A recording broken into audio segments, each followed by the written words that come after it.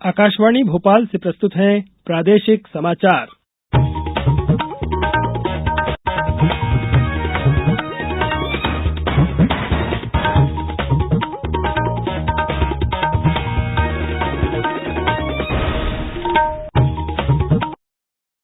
नमस्कार, समाचारों के साथ मैं नवनीत चौबे। सबसे पहले एक अपील। देश कोविड टीकाकरण अभियान के अंतर्गत 150 करोड़ टीके लगाने की दिशा में निरंतर आगे बढ़ रहा है। कोरोना वायरस का नया वेरिएंट मिलने से चिंताएं बढ़ी हैं। आपसे हमारी अपील है कि यथाशीघ्र दोनों टीके लगवाएं और अन्य लोगों को भी टीके लगवाने के लिए प्रेरित करें। कृपया 3 सरल उपायों का अवश्य पालन करें। मास्क लगाएं, 2 गज की सुरक्षित दूरी बनाए रखें, हाथ और चेहरा साफ रखें। कोविड से संबंधित किसी भी जानकारी और मार्गदर्शन के लिए राष्ट्रीय हेल्पलाइन नंबर 011-2397-8046 और 1075 पर संपर्क करें। सबसे पहले इस बुलेटिन के मुख्य समाचार। प्रधानमंत्री नरेंद्र मोदी कल राष्ट्रीय युद्ध स्मारक पर स्वर्णिम विजय मशालों के स्वागत समारोह में होंगे शामिल। प्रदेश में 600 किलोमीटर से अधिक लंबाई की सड़क परियोजनाओं के लिए मिली 1,814 करोड़ रुपए से अधिक की मंजूरी। प्रदेश में कल फिर चलेगा टीकाकरण महाअभियान और पश्चिमी विक्षोभ ने थामा प्रदेश में गिरता तापमान। 2 दिन बाद पड़ेगी कड़ाके की सर्दी। अब समाचार विस्तार से। प्रधानमंत्री नरेंद्र मोदी कल सुबह लगभग 10:30 बजे राष्ट्रीय युद्ध स्मारक पर स्वर्णिम विजय मशालों के स्वागत और श्रद्धांजलि समारोह में भाग लेंगे। भारत की 1971 के युद्ध में जीत और बांग्लादेश के गठन के 50 साल पूरे होने के उपलक्ष्य में स्वर्णिम विजय वर्ष समारोह के एक हिस्से के रूप में पिछले साल 16 दिसंबर को प्रधानमंत्री ने राष्ट्रीय युद्ध स्मारक में स्वर्णिम विजय मशाल को प्रज्वलित किया था। उन्होंने 4 अन्य मशालें भी जलाई थी जो देश के विभिन्न हिस्सों से होकर दिल्ली आई हैं।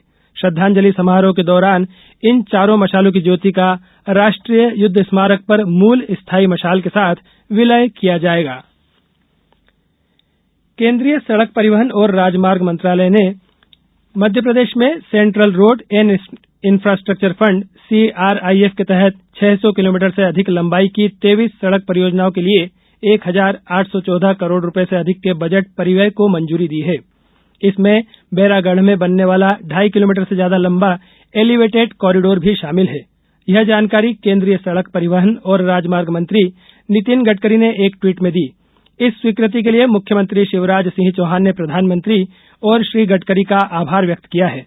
मुख्यमंत्री ने कहा है कि केंद्र से मिली इस महत्वपूर्ण सौगात से मध्यप्रदेश के विकास को नई दिशा और गति मिलेगी। साथ ही प्रदेश में आवागमन भी सहज और सुगम हो सकेगा। केंद्रीय मंत्रिमंडल ने आज रुपे डेबिट कार्ड और 2,000 रुपए तक भीम UPI लेनदेन को बढ़ावा देने के लिए एक प्रोत्साहन योजना को मंजूरी दी है। केंद्रीय मंत्री अश्विनी वैष्णव ने बताया कि इस योजना के तहत सरकार द्वारा इस माध्यम से किए गए लेनदेन के कुछ प्रतिशत का भुगतान करके प्रोत्साहित किया जाएगा। इस योजना में 1 वर्ष की अवधि के लिए अनुमानित वित्तीय परिव्यय 1,300 करोड़ रुपए है। अब समय है अमृत महोत्सव क्विज का। आजादी के अमृत महोत्सव के अवसर पर हमने अपने श्रोताओं के लिए एक क्विज यानी प्रश्नोत्तरी प्रतियोगिता चला रहे हैं। इसमें मध्य प्रदेश में स्वतंत्रता संग्राम, स्वतंत्रता सेनानियों, प्रदेश के इतिहास, भूगोल, पर्यटन स्थलों और अन्य घटनाओं से संबंधित एक प्रश्न हर बुधवार पूछा जा रहा है। इस बार का सवाल है, मध्य प्रदेश में नर्मदा नदी की लंबाई कितनी है? आप इस प्रश्न का उत्तर हमारे ईमेल आकाशवाणी समाचार quiz@gmail.com या हमारे व्हाट्सएप नंबर 9589943350 पर दे सकते हैं। उत्तर के साथ अपना नाम, पूरा पता, मोबाइल नंबर और अपना एक फोटो जरूर भेजें। सही उत्तर देने वाले श्रोताओं में से भाग्यशाली विजेता का नाम अगले दिन गुरुवार शाम 7 बजे प्रसारित होने वाले समाचारों में घोषित किया जाएगा। इसके साथ ही विजेता का नाम और फोटो आकाशवाणी समाचार के सोशल मीडिया हैंडल्स पर भी साझा किया जाएगा। प्रश्न एक बार फिर सुन लीजिए, मध्य प्रदेश में नर्मदा नदी की लंबाई कितनी है? अब समाचारों में वक्त है एक ब्रेक का। कोविड-19 से बचाव और सुरक्षित रहने के 3 उपाय।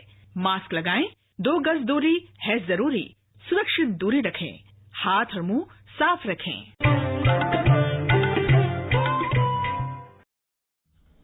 ब्रेक के बाद समाचारों में एक बार फिर आपका स्वागत है। प्रदेश में कल टीकाकरण महाअभियान चलाया जाएगा। सरकार ने दिसंबर तक राज्य के 100% लोगों को टीका लगाने का लक्ष्य रखा है। महाअभियान को लेकर सभी जिलों में व्यापक प्रबंध किए गए हैं। शाजापुर में राशन की दुकानों पर राशन लेने आने वाले लोगों को कोविड-19 वैक्सीन का द्वितीय डोज लग जाने का प्रमाण पत्र दिखाने के बाद ही राशन प्रदान किया जाएगा।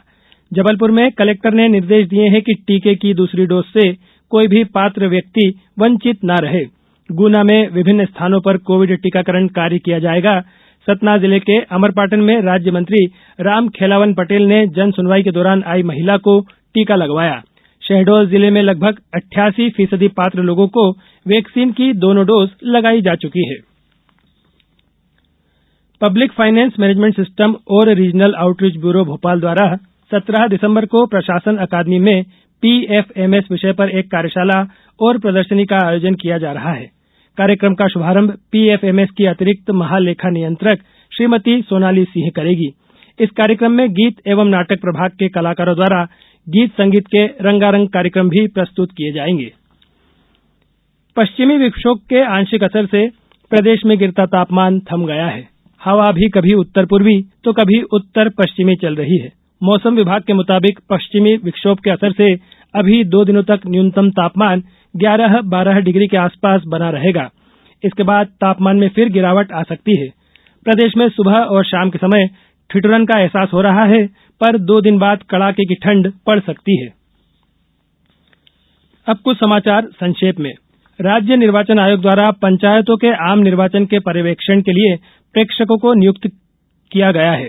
भारतीय प्रशासनिक सेवा और राज्य प्रशासनिक सेवा के सेवानिवृत्त अधिकारियों को प्रेक्षक बनाया गया है। मध्य प्रदेश राज्य हज कमेटी की एक विज्ञप्ति के मुताबिक अब 65 साल से अधिक आयु के लोग भी हज यात्रा के लिए आवेदन कर सकते हैं। रतलाम की जिला सर्किल जेल में आज से 4 दिवसीय योग शिविर का शुभारंभ हुआ। खंडवा में स्वच्छ सर्वेक्षण 2022 के तहत नगर निगम द्वारा नुक्कड़ नाटक, शॉर्ट मूवी, पोस्टर, ड्राइंग और जिंगल सहित 5 श्रेणियों में स्पर्धा आयोजित की गई। होशंगाबाद जिले की छात्रा नवश्री ठाकुर को इंस्पायर अवार्ड में पूरे देश में प्रथम स्थान हासिल करने पर नर्मदापुरम संभागायुक्त माल सिंह ने प्रशस्ति पत्र देकर सम्मानित किया। सतना में नाम निर्देशन पत्र प्राप्त करने के तीसरे दिन सरपंच पद के लिए 6 और पंच पद के लिए 4 नामांकन पत्र दाखिल किए गए हैं। और खरगोन में कलेक्टर ने सीएम हेल्पलाइन पर प्राप्त लंबित शिकायतों का 18 दिसंबर तक निराकरण करने की हिदायत दी है। इस बुलेटिन में फिलहाल इतना ही। अंत में एक अपील, हमेशा ध्यान रखें, मास्क और 2 गज की दूरी, हाथ धोना भी है जरूरी। नमस्कार।